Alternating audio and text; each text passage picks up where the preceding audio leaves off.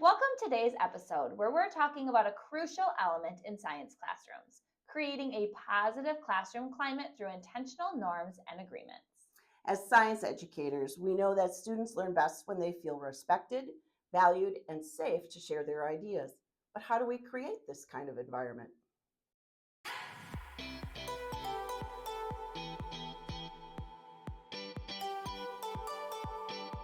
Creating a safe environment starts with setting and reinforcing classroom norms that go beyond just behavior and instead focus on sense making. Exactly. Norms are more than just rules.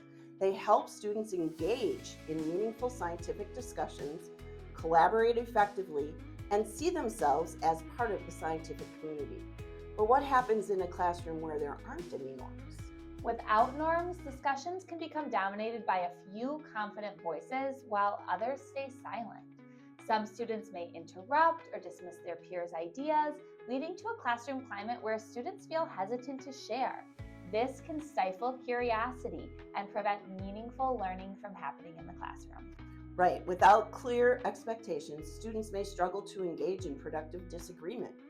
Instead of debating ideas using evidence, conversations can turn into personal conflicts or worse.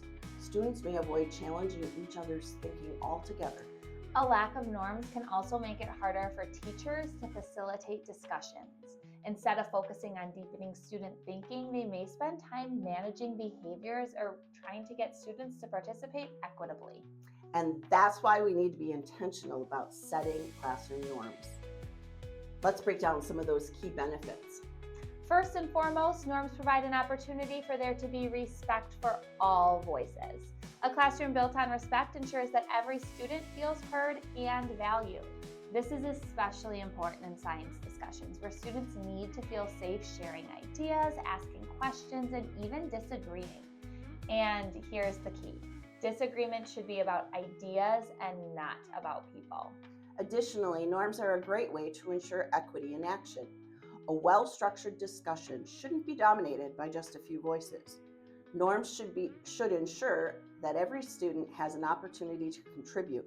And as teachers, we can monitor our own talk time to encourage those who haven't shared yet. And I love that idea because it becomes really easy for teachers to dominate the conversations and being the sole voice in the classroom. And that ties into this next big idea: commitment to community. Science is a collective effort.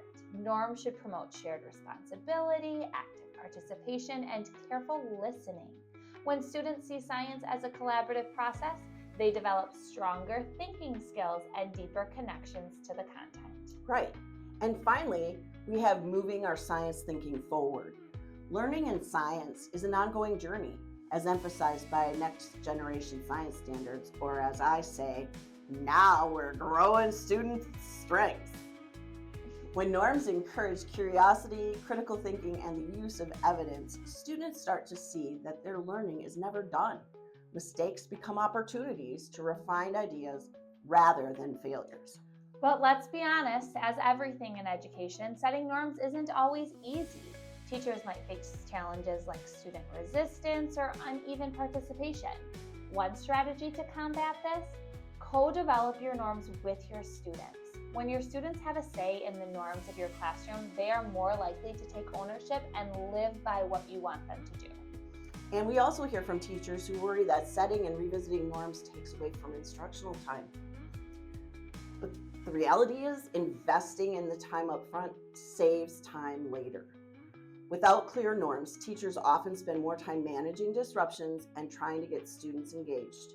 A well-established classroom culture allows for richer discussions and deeper learning in the long run.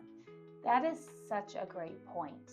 Another strategy to use in your class are talk moves, like asking students to build on each other's ideas or revoice what a peer has said, taking that away from the teacher and putting it on to the students, again, encouraging that active listening that we had talked about. These small moves reinforce norms in everyday discussions and keep sense-making at the center of those classroom interactions. And if you're listening and thinking, we're already almost through with the school year, is it too late? The answer is no. It is never too late to revisit those norms, to check in with your students, ask them what's working, what isn't working, If you need to, you can always adjust those norms to help support those collaborative and structured discussion routines. It's important that you take the time to model expectations with your students, and you can provide them things like sentence starters to help them when they're having those discussions.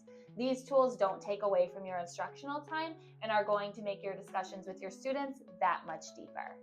So to wrap up, establishing and reinforcing norms that focus on respect, equity, community, and moving thinking forward creates a learning environment where students feel empowered to think scientifically and grow as learners. Thanks for joining us today. We hope you're leaving with some ideas to strengthen the culture of sense making in your classroom. Until next time, keep fostering curiosity and collaboration in science learning. You've got this.